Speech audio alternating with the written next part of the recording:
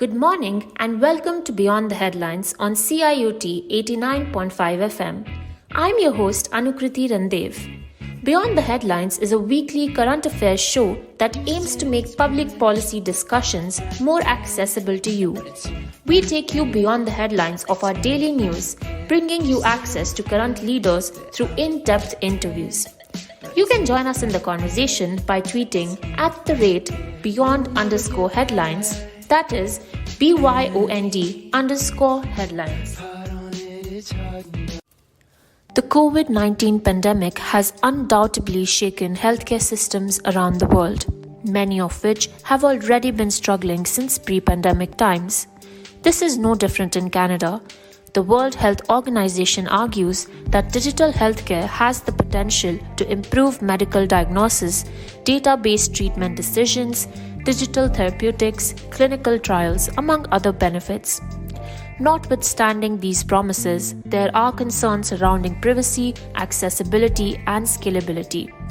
Fabian talks to Dr. Onil Bhattacharyya from the Women's College Hospital about digital healthcare trends, implementation challenges, as well as policy recommendations. Yashree then talks to Dr. Bhatia about the future of digital healthcare and public trust in the existing system. Our first guest is Dr. Onil Bhattacharyya, MD, PhD, who is the Friggin Blau Chair in Family Medicine Research at Women's College Hospital and Director of the Institute for Health System Solutions and Virtual Care. He is the lead for the Centre for Digital Health Evaluation, funded by the Ministry of Health of Ontario. He practices family medicine and is an associate professor in the Department of Family and Community Medicine and the Institute of Health Policy, Management and Evaluation at the University of Toronto.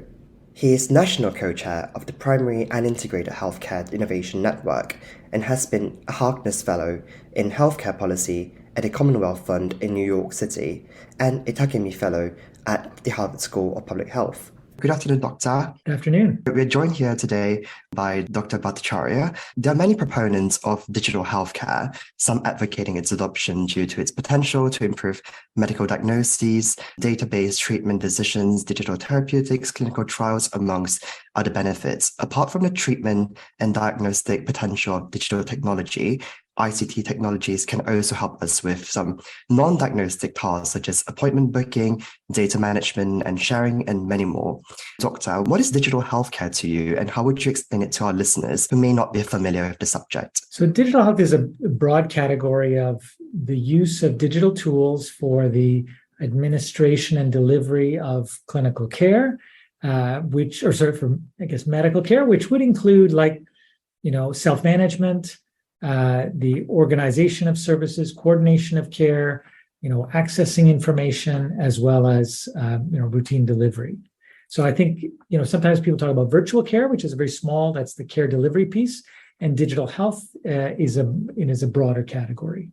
So we understand from your bio sketch that you are extensively involved with digital and virtual healthcare, given your role as director of the Institute for Health System Solution and Virtual Care, as well as you are the lead for the Centre for Digital Health Evaluation. Would you mind sharing with us a little bit more about your work and experience with digital healthcare? Sure. So I work at 3 levels. So within Women's College Hospital, which, at one point positioned itself as the hospital to keep people out of hospital. I've been working very closely with clinical services to evaluate all their virtual care strategies over the last 4 or 5 years. So that's a sort of local task.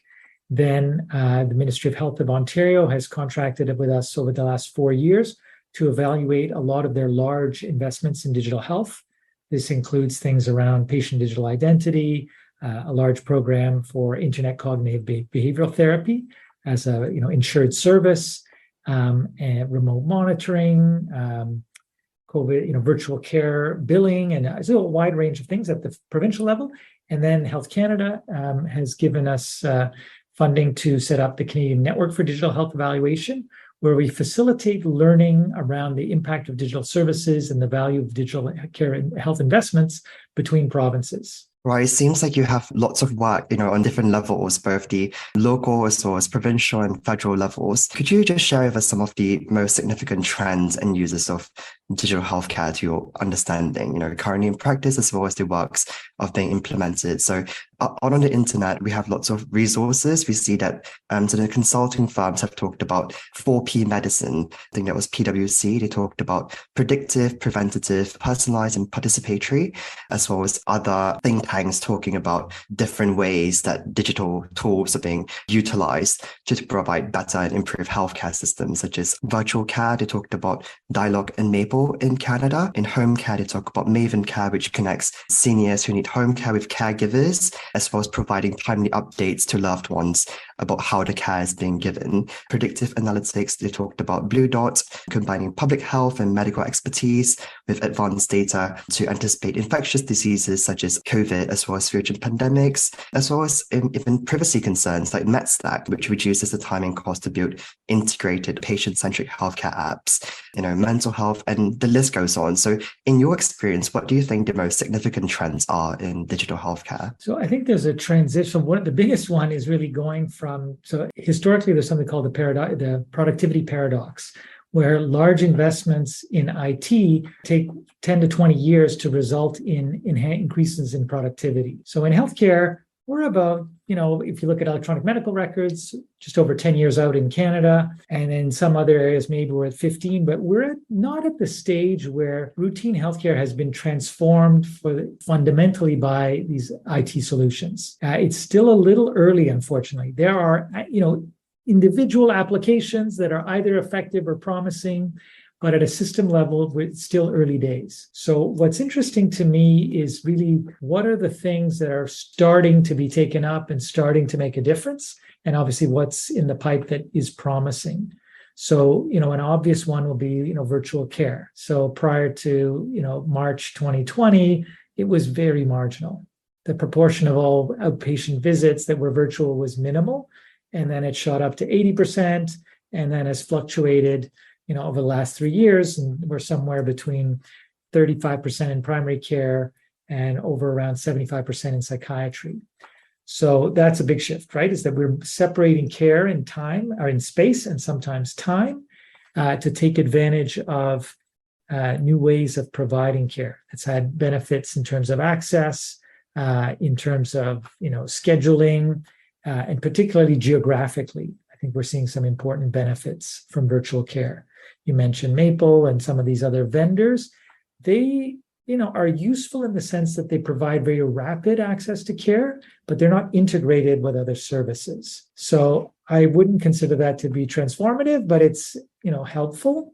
I think what's more interesting is the inclusion of virtual and routine services. Now that, again, we're just kind of at the beginning of that. If you think about coming back to your question around therapeutics and the diagnostic process, for me as a primary care doctor, there's a bunch of steps, right? There's the triage of incoming requests. There's the prioritization of who do I see next and what, and using what modality.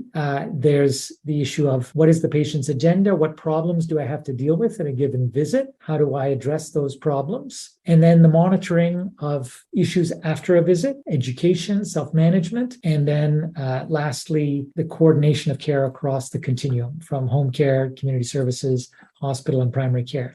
So digital tools and virtual care are just starting to help with access. They're, facilitating some parts of the diagnostic process, a little bit of the follow-up, but the other parts, coordination and so forth, were, still to come. That's very helpful information. Thank you, Doctor.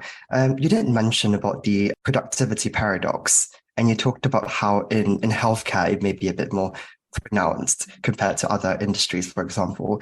Given your role as, part of the evaluation team, I'm just wondering, how do you evaluate the kind of efficacy or, of course, because if you're implementing something, someone has to pay for it and you have to convince them that these tools are indeed useful, that the utility is there, the use case is there. How do you evaluate that? What kind of measures, metrics do you and your team use?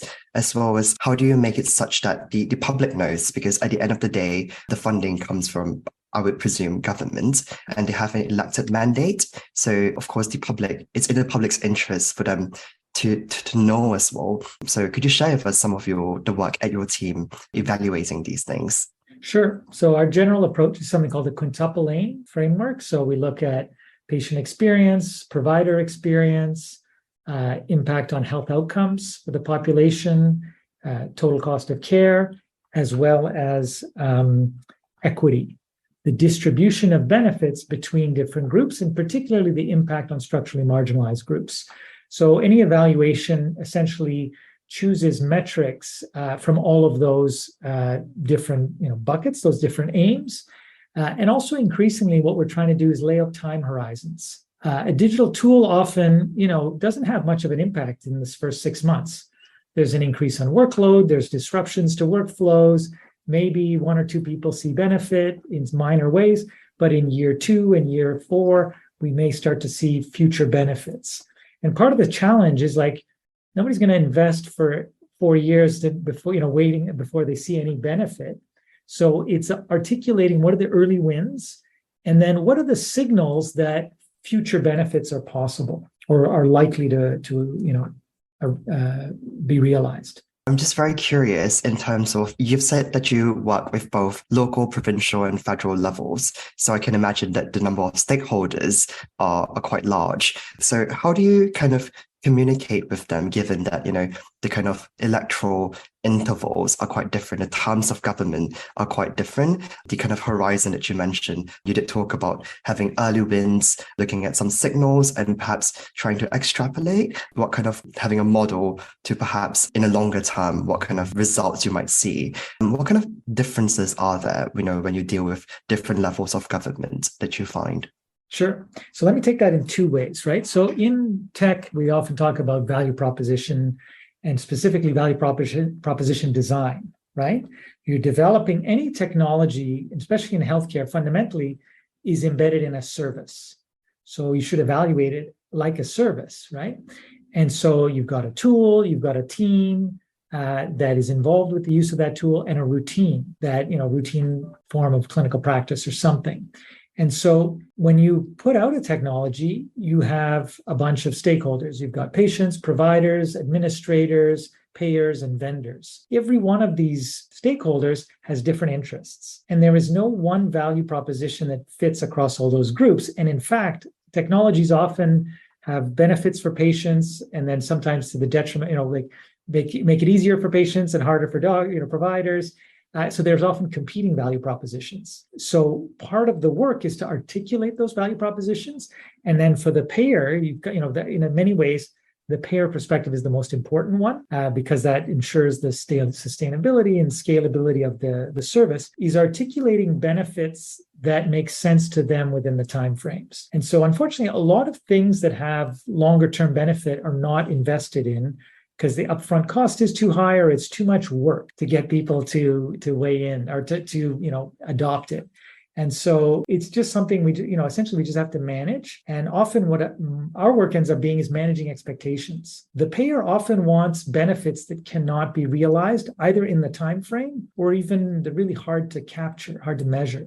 Yeah, that's absolutely right. Part of an election issue when it comes to voters is the debate about the urban versus rural voters, right? And we see that quite pronounced in certain countries, for example, in the US. So, when it comes to population density, 1 in 5 Canadians live in rural areas. So it's a small amount, but it's not negligible at all, 20%. But less than 10% of physicians practice in those areas, in rural areas. And we find that mortality rates following strokes, for example, in rural areas are much higher given than those in urban academic hospitals and higher than the national average.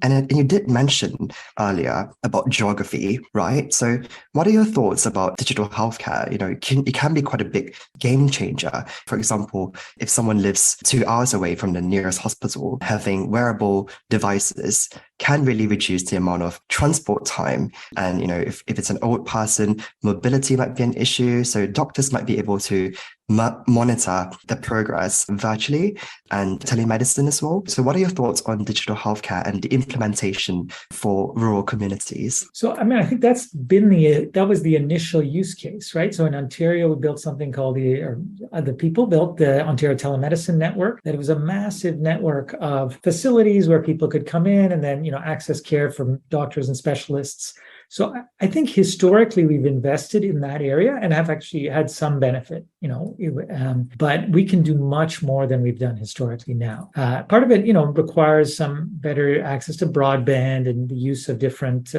all types of devices, voice, video, and text for, all modalities to provide care. But I do think this, my hope is that this will be a big new area of focus.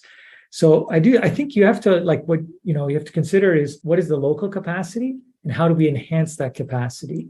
One of the most promising recent models has been in Renfrew County, near Ottawa, which is an area, again, has very few family doctors. And what they've done is they've allowed for people in, more basically the use of virtual care by doctors to support local care by nurses and emergency medicine or, emergency medical services. So the things you can't do over the phone or video or by text can be done by a person on site who's not necessarily a doctor. So there's already been a bit of that, but I think what's, the possibility now is to articulate a standard for access and then allow regions to develop different approaches to maintain that standard of access, which could include remote monitoring, as you've described, as well as a range of support for public, personal support workers, EMS, and nurses. And I think we're at the beginning of doing this in a sophisticated regional way. And there's a few things missing. But one I will,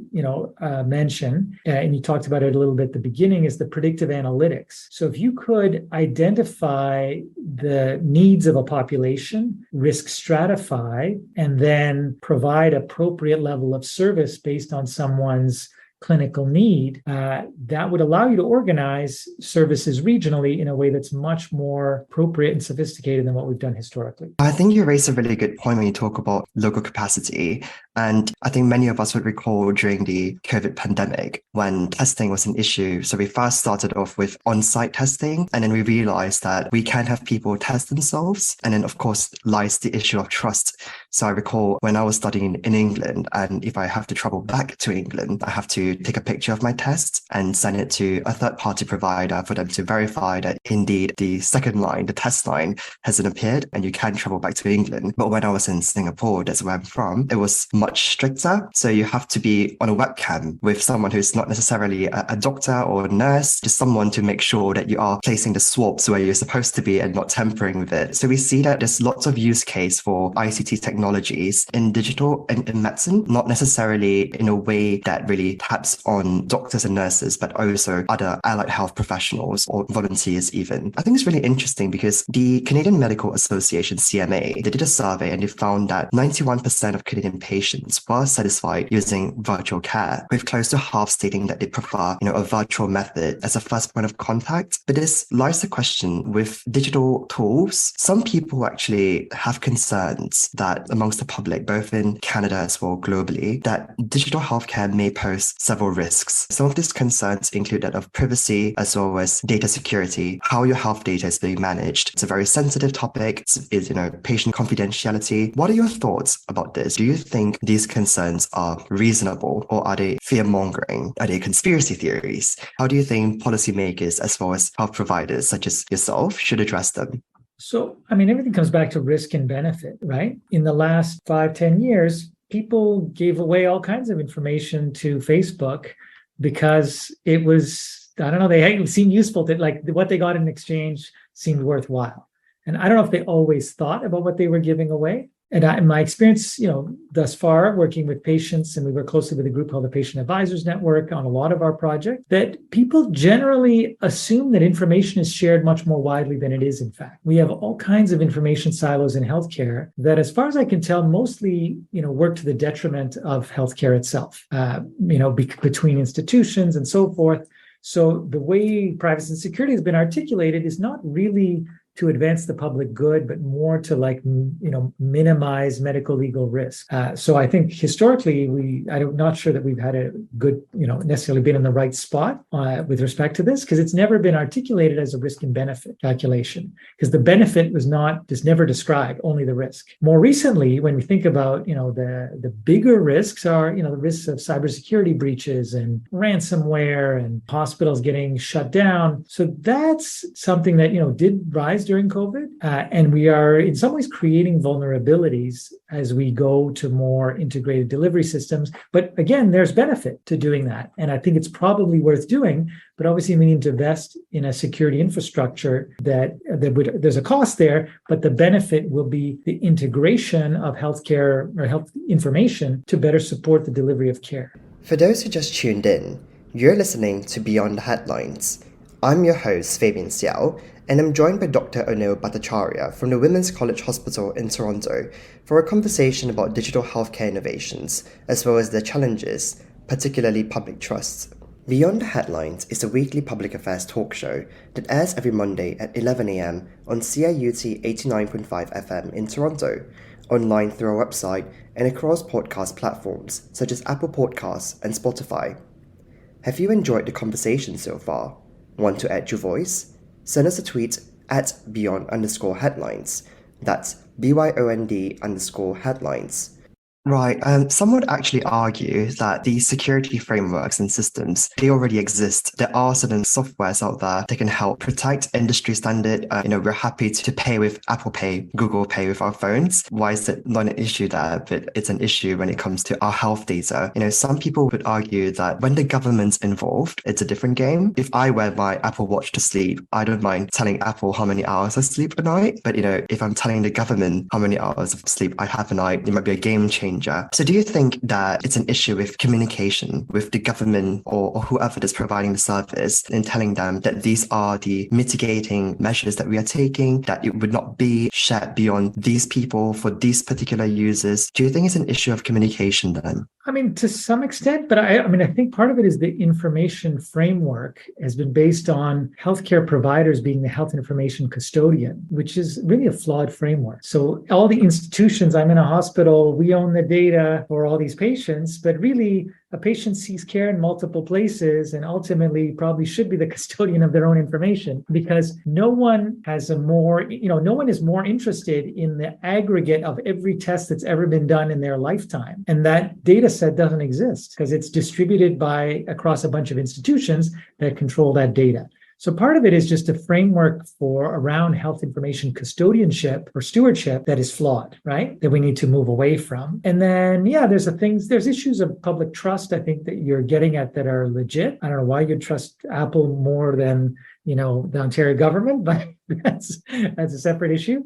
But I do think we're moving in that direction. Some of the new framework will probably lead to systems where patients are the custodians of their own information, and then, have a set of implicit, like you implicitly share with these groups, but that will enable patient-centered systems or person-centered systems, as well as the integration of care that's been eluding us for, since the start of healthcare, really. I guess we didn't need it when you only had a country doctor, but now that we have sophisticated systems with multiple levels, this has eluded us, right? And it's within our grasp, probably within the next decade. Yeah, I think one of the most poignant examples of public trust in digital healthcare, perhaps not necessarily healthcare, but a health-related tool, could be contact tracing during the pandemic. When it comes to knowing the people that you've been around who are on the same app, for example, people find it unsettling. For example, in Singapore, we had a contact tracing app, and the government made it really clear that it's not going to be identifiable information. It's just in terms of geographical distance, proximity,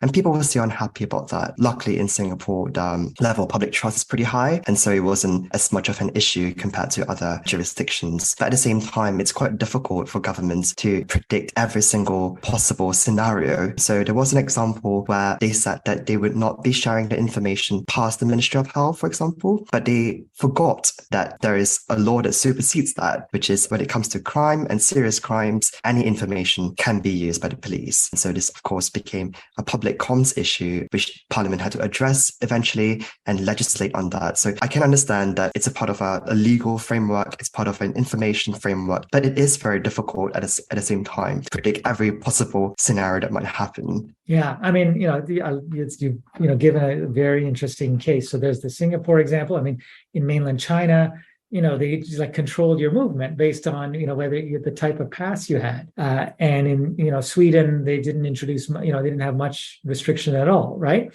What COVID, I think, taught us is that ideally you have a system that's aligned with the values of the public. And when they're not aligned, obviously people, it led to rioting and whatever, any number of, public unrest.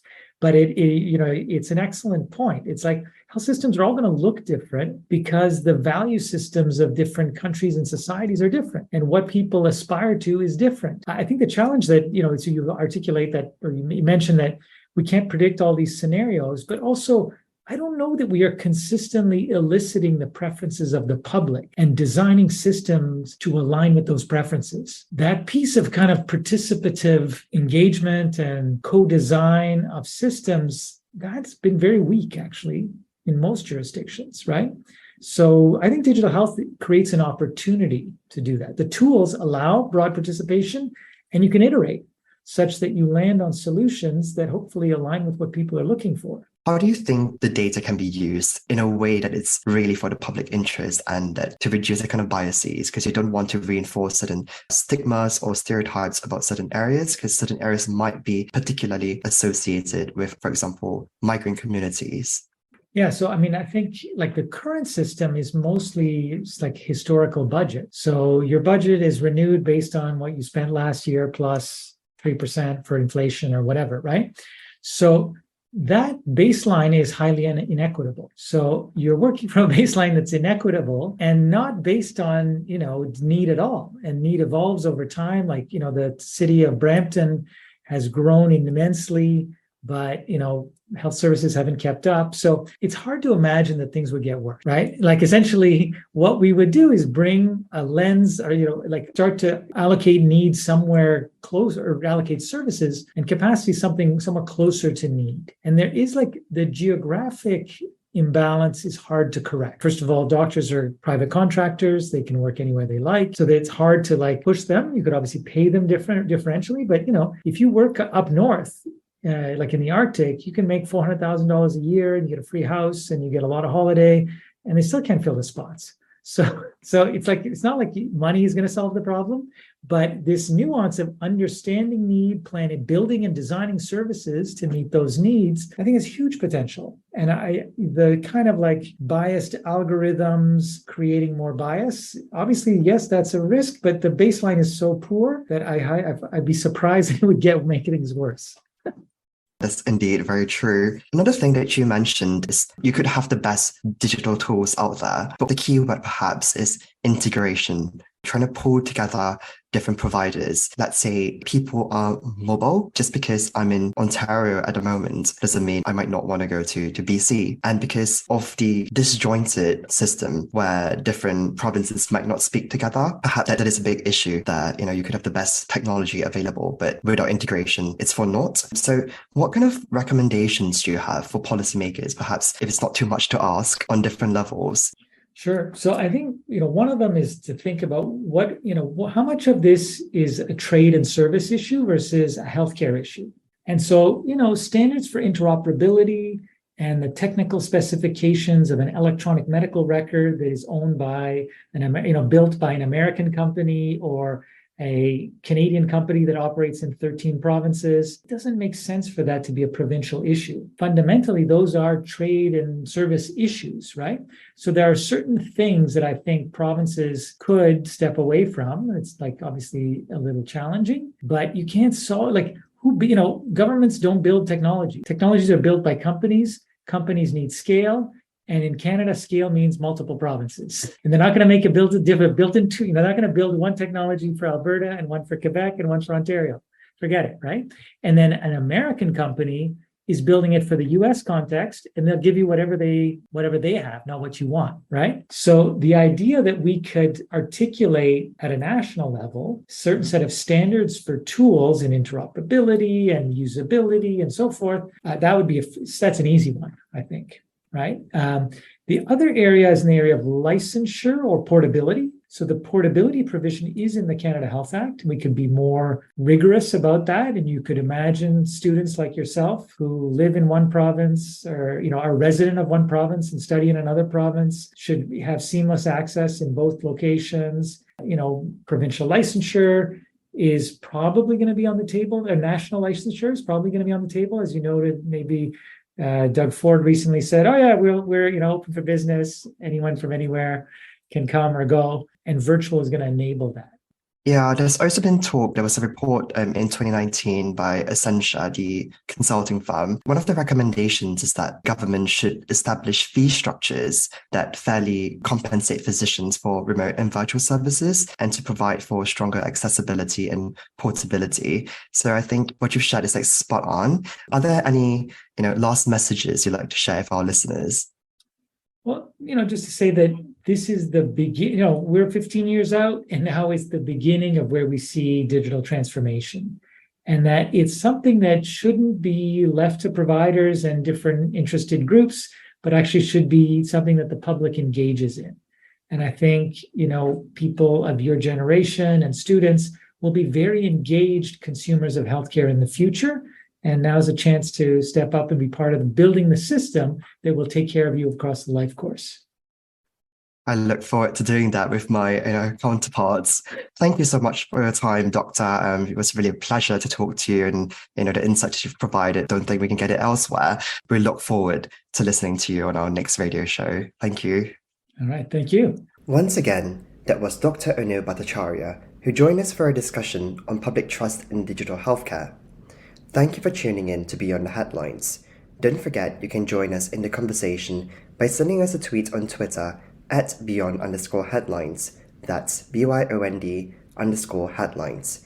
Checking out our website www.beyondtheheadlines.net or by following us on Instagram at Beyond Headlines. Our next guest is Dr. Sacha Bhatia. Dr. Bhatia helps lead Ontario Health's work to support the implementation of Ontario Health teams, enabling a better integrated health system backed by evidence-based tools and digital technology. He is also responsible for the development of new models of care, the expansion of virtual care, and Ontario Health's collaboration with primary care partners focused on the social determinants of health. Before joining Ontario Health, Sacha was Chief Medical Innovation Officer and Interim Executive Lead of Academics at Women's College Hospital. He is also a staff cardiologist at University Health Network, a scientist at the Institute for Clinical Evaluative Sciences, and an associate professor at the University of Toronto. He has also published more than 100 peer-reviewed papers in prestigious international journals. Hi, Sacha. Welcome to Beyond the Headlines. We are very grateful to have you on this episode to continue our conversation on public trust in digital healthcare. Well, it's great to be here, Yashree. Thanks so much for having me. Yeah, of course. Okay, so then let's just dive into the questions then. So my first question is, given your experience of working on implementing a better integrated health system and digital technology, what would you say is the biggest challenge? Is it public trust in such a system, or is it the cost and efficiency associated, or is it implementation by healthcare providers and policymakers? That's a great question. I think it's probably a little all of the above. I think the challenge, the greatest challenge I would say is digital healthcare, and new ways of doing things isn't really about the technology itself. It's really about service redesign. And service redesign in healthcare is incredibly difficult. And part of the reason that it's difficult is because healthcare tends to be an industry that is slow moving in terms of, innovation. And people, when I say that, people are often puzzled by that because they're like, we see all of these amazing innovations in medicine and science and, vaccines and therapeutics and all of that stuff is true. But when you think about the way that we deliver services in healthcare, in medicine, right? Much of what we've done, like the physical examination, the visit with the doctor, that's been going on for hundreds of years and effectively an unchanged sort of way. And so what virtual care and digital technology has done is actually fundamentally questioned the paradigm of the way that we as practitioners and as a system view the engagement or interaction with patients and the way that we think about diagnosis and treatment of those patients. And so it's that service paradigm shift that I think is probably the biggest challenge to wrap our mind around when it comes to implementing new technologies. I feel like that's the perfect segue to like my next question. So my next question was just going to be that how do you think we could build like the public's trust in a digital healthcare system, especially when there are a lot of people who prefer that generic way of going to the doctor's office and getting checked, and they don't believe that a virtual doctor's visit may have like a similar impact or if the diagnosis would be correct. So how do we get past that? Well, they may not be wrong. And so I think the first piece of this is to recognize that digital or virtual healthcare is just one piece of a multifaceted puzzle, right? And multifaceted solutions. So I always use sort of the banking analogy as a potential industry comparison. So you're probably too young to remember this, but people used to have to go to the bank to pay their bills and, to take out money and to deposit a check. And now, over time, we've introduced a variety of different channels that allow for people to, do different things. So, and that has not been something that has happened immediately. It has taken a long period of time to do it. I'm sure the first time that somebody went to an ATM, they were a little skeptical about what is this, this computer that's going to spit out money. Is it going to be the same as a teller? And I know that when we started to do things like online banking and some of those other things, there was a lot of skepticism around, is this going to actually replace the human interaction that you have when you go to the bank? But what's really important about what the banking industry did, which I think is maybe analogous in healthcare, is they appropriately channeled where certain services would go and bounded them both by convenience and by risk. And so what I mean by that is this. We know intuitively now what services we can do in what channel at a bank. And it's not everything. So as an example, I know that I can deposit a check using my phone. I know that I can go to a bank machine to withdraw money, but I know that I can't get a mortgage online. I actually have to go to the bank in person. If I want to take out like $10,000, I can't do that at an ATM. I actually need to go to the bank branch and do it myself. And there are certain things that I can only do at my home branch because they have greater degrees of information about me. Why that matters is because the bank is doing that not to limit your convenience, but to balance the risk benefit of convenience versus the actual risk of things like fraud and other sorts of dangerous circumstances. The same concept has to apply, and you can imagine it should apply in healthcare. So as an example, there is a world where, having a virtual appointment with a doctor for mild ailments makes sense. There's a world where you don't even need to see the person online. I can actually talk to them over the telephone. And much of the information, I think, and treatment plan could be initiated on the phone. That's totally fine. There are ways in which, in fact, you may not even need to speak to a doctor. Maybe asynchronous messaging, like text message or email, would actually make sense to engage in a treatment plan. But you would never want to get a diagnosis of cancer by any one of those methodologies, right? That's a conversation that needs to happen in person, right with a person beside you who can hold your hand, you can have empathy and talk about some of the challenges and then your treatment plan, give you reassurance, et cetera, et cetera. And so my point being is a big part of how we build trust in the system is we actually figure out when is it appropriate to use which channel at what time.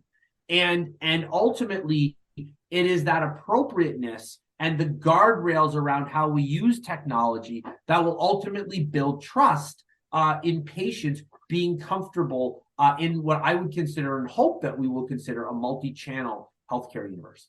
Yeah, no, I agree. I think the way that you said it, that like it depends on a different situation and that there are different channels, especially like in healthcare. And like you said, I agree. Like if it's a normal ailment, if it's the flu or something of that sort, there's a much easier possibility that you can, talk to someone on the phone or like with text messaging. It's just way easier to like reach more people, I guess, in that way. So then moving on to the next question, where do you think Canada stands in implementing these new and innovative digital healthcare technologies?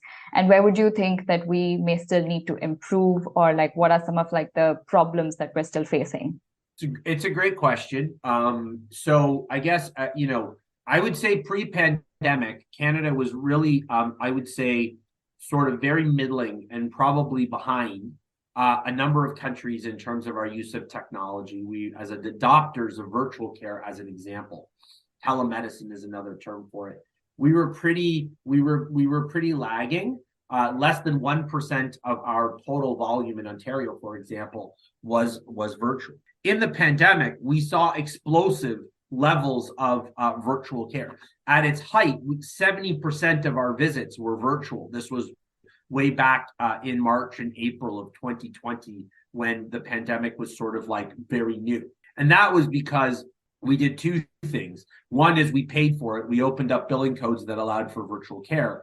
The second was because we were technology agnostic. So we didn't require practitioners to buy expensive technology, to adopt expensive technology. We said you could use the telephone, you could use Zoom, you could use these other features. So the ease of utilization combined with billing codes, I think, created massive adoption. In fact, Canada was actually a world leader and is consistently still a higher than average utilizer of virtual care. In fact, we did a study in JAMA that demonstrated that compared to two other countries, Australia and the United States, which are comparator countries, Canada did a higher degree of virtual care than the other two countries. Now now I want to clarify, that has actually probably come down quite a bit, as it probably should, as the world has opened up a little bit more and we have vaccines. And then the other caveat to that is, so we've done well, but the other caveat is a lot of that virtualization really was very focused in on the physician-patient visit. So we paid for like an interaction that you would have when you go to the doctor. What we didn't do, I think, and where there is opportunity to probably grow even further, is to really explore innovative delivery models that actually like increase efficiency. Because, whether you talk to somebody on the phone or Zoom or in person, it's not like you're saving a whole ton of time. It's still a synchronous interaction.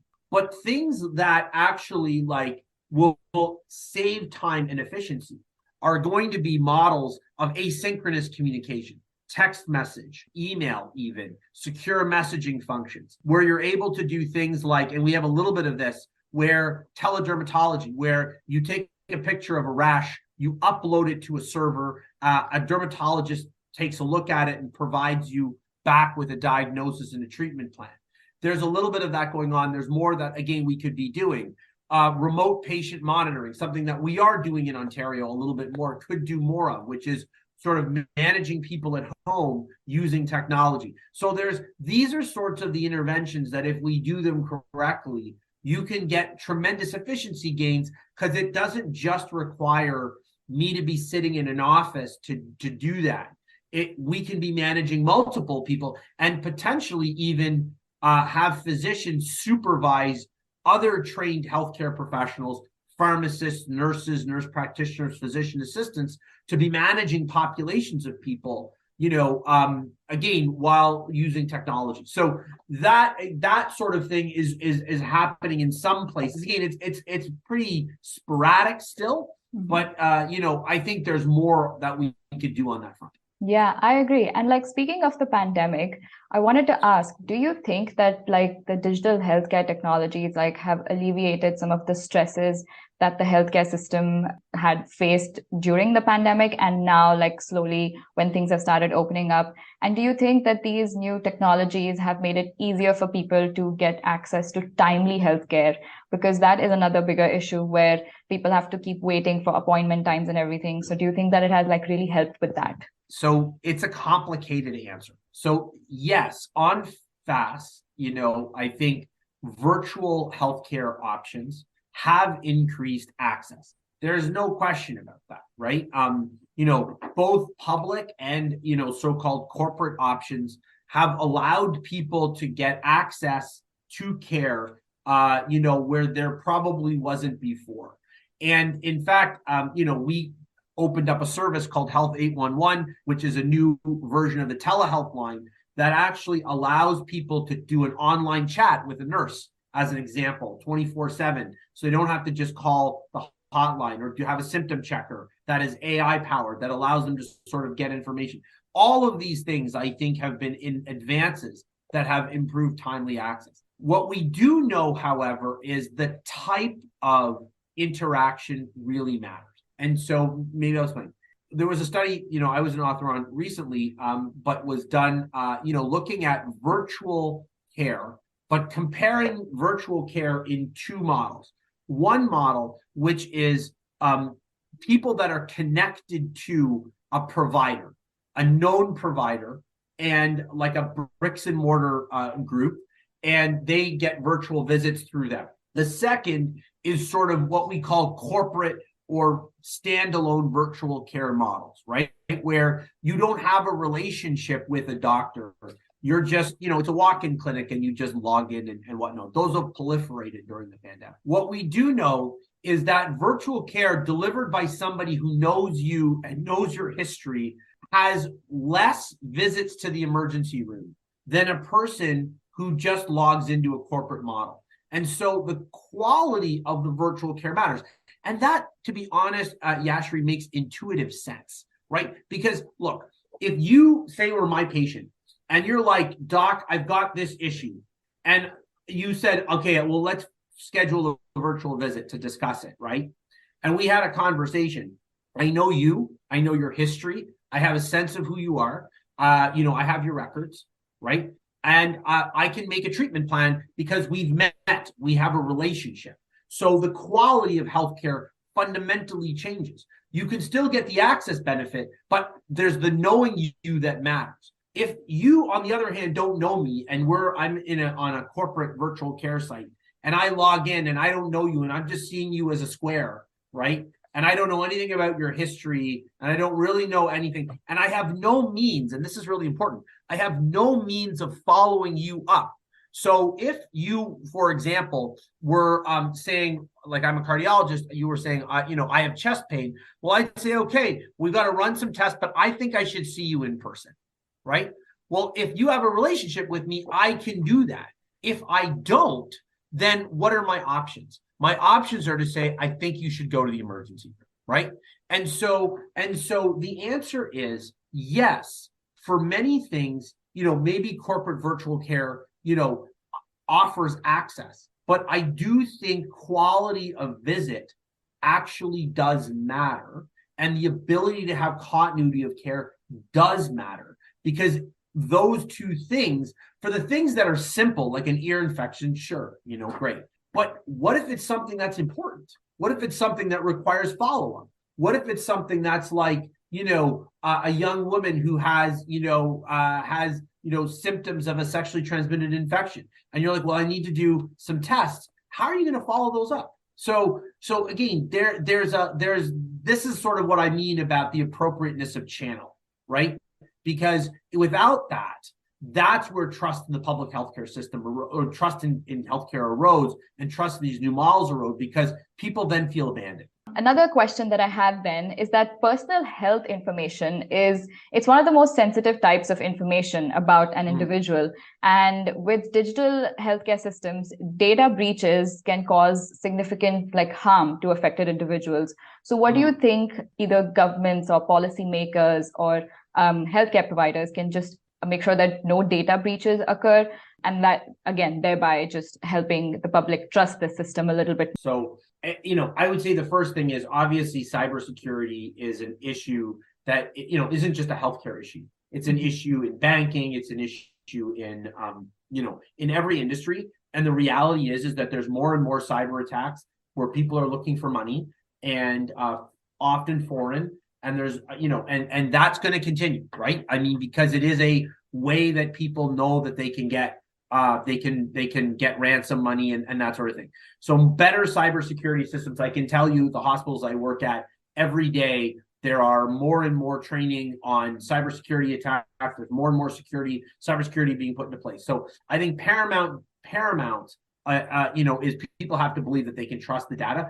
I will just put the privacy piece into context a little bit, right? Because first of all, everybody thinks the moment that you digitize things, we're automatically, at risk of privacy breaches. Well, first off, it was never really safe before. So the days, if you've ever walked into a doctor's office or onto a ward in a hospital, what we used to have was just open charts everywhere. They're literally littered all over the place. And any person who looks, any person who's can walk into a ward and open up a chart and actually take a look at your data, and you have no audit function. Now, at the very minimum, every time I go into a patient's chart, my chart can be audited. And there's a paper trail, an electronic trail of what I've looked at that person. So in fact, I would say our systems are safer now than they were before. The second is, I think we have to have a grown-up conversation about the balance of risk and benefit around securing personal health information. And so what I mean by that is this. We always hear the bad things about privacy breaches because they're obviously sort of, you hope never events that, when they happen, they get in the press and everyone gets very upset. I'll tell you that the most common thing that happens where it comes to personal health information isn't the data breach. It's actually the issue that a patient walks into an emergency room and says, why don't you have my information about my medications, my allergies, or whatever? And restrictive privacy laws, restrictions around the way that we share data prevents a lot of doctors and a lot of other health practitioners from getting timely access to a patient's record, which actually puts the patient at risk. This happens all the time. And I would say that patients, frankly, are much more sophisticated about understanding risk and benefit than I think we give them credit for. And I'll tell you, to be honest, Amazon and Facebook have way more health information on people than I do as a doctor, right? We give information to them freely.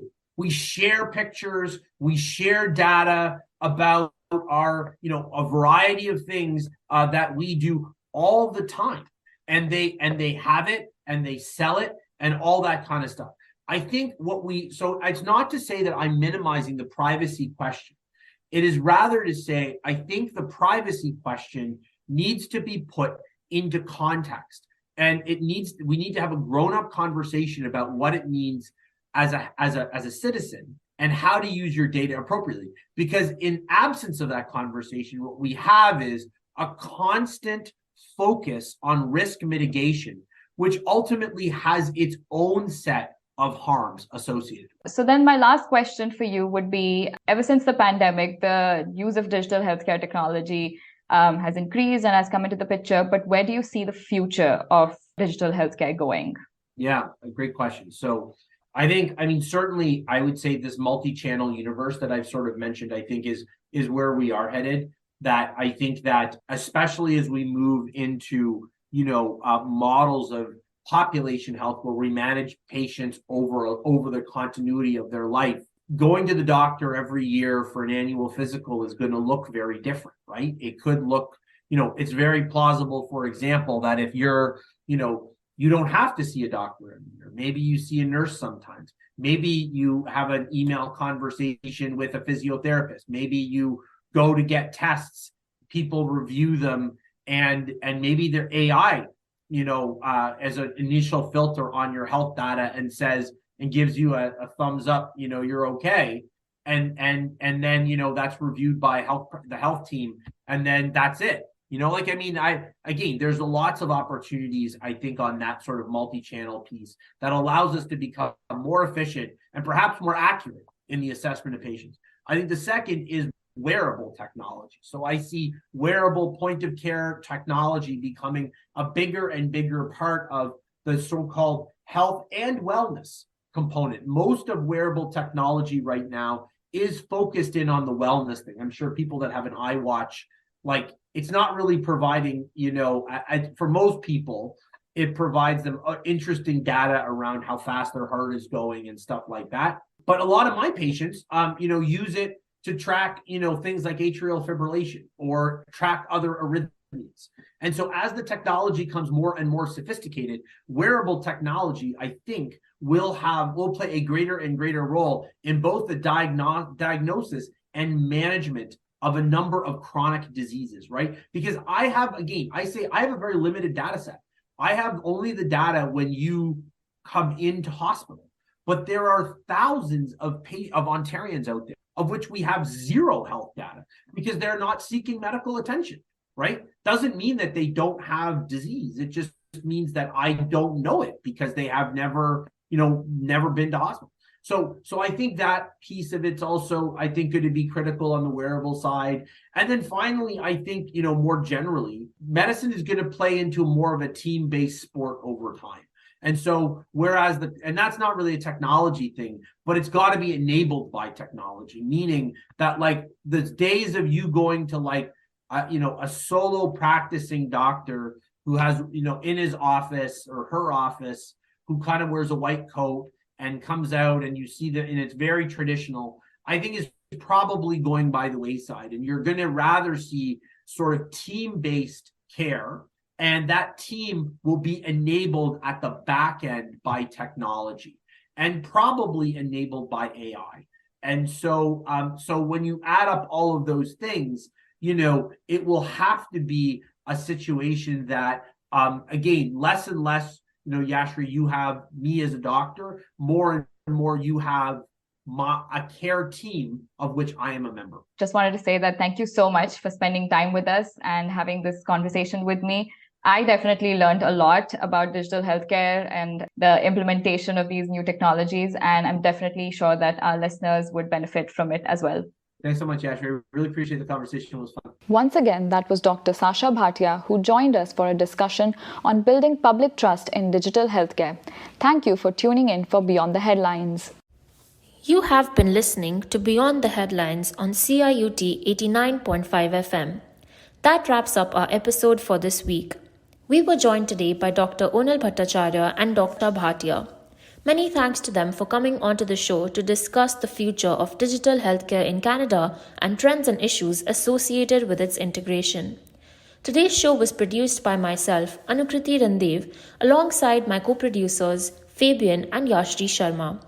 If you liked today's episode, please like and review us wherever you are listening.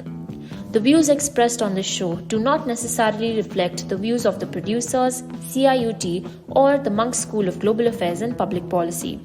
If you missed any part of the show, be sure to check out podcasts of all our episodes on our website at www.beyondtheheadlines.net, as well as on Spotify and Apple Podcasts. If you are a fan of our show or want to stay up to date with policy issues in Canada, follow us on Twitter @beyond_headlines. You can also check us out on Facebook or Instagram. Be sure to tune in next week as we continue to take public policy discussions out of the hallways and onto the airways.